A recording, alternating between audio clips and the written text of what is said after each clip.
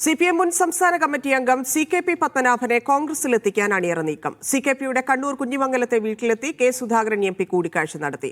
CKPയെ കോൺഗ്രസിലേക്ക് സുധാകരൻ ക്ഷണിച്ചു. കൂടിക്കാഴ്ചയുടെ ചിത്രങ്ങൾ മീഡിയ വണ്ണിൽ ലഭിച്ചു.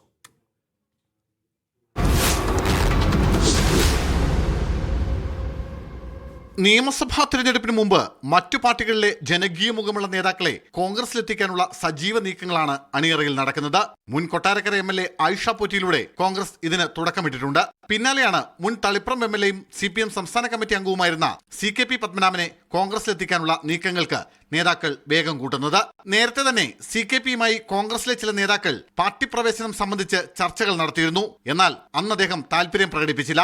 പിന്നാലെയാണ് കഴിഞ്ഞ ഡിസംബർ 7-ന് കോൺഗ്രസ് നേതാവ് കെ സുധാകരൻ CKPയുടെ മാടായി കുഞ്ഞിമംഗലത്തെ വീട്ടിലെത്തി കൂടിക്കാഴ്ച നടത്തിയത്. പൊതുപ്രവർത്തന രംഗത്ത് സജീവമാകാൻ ആരോഗ്യ പ്രശ്നങ്ങൾ അനുവദിക്കുന്നില്ലെന്നായിരുന്നു CKPയുടെ മറുപടി. എന്നാൽ കോൺഗ്രസ് പാർട്ടിക്കൊപ്പം നിൽക്കണമെന്ന് അഭ്യർത്ഥിച്ചായിരുന്നു സുധാകരന്റെ മടക്കം. കൂടിക്കാഴ്ചയ്ക്ക് ശേഷവും സുധാകരൻ അടക്കം കോൺഗ്രസിലെ ചില പ്രധാന നേതാക്കൾ CKPയുമായി ആശയവിനിമയം നടത്തുന്നുണ്ട്.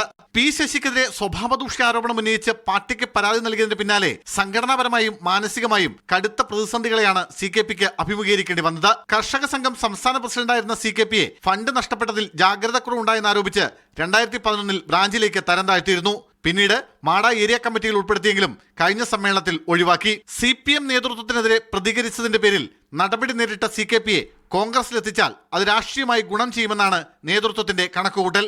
മീഡിയ 1 തിരുവനന്തപുരം.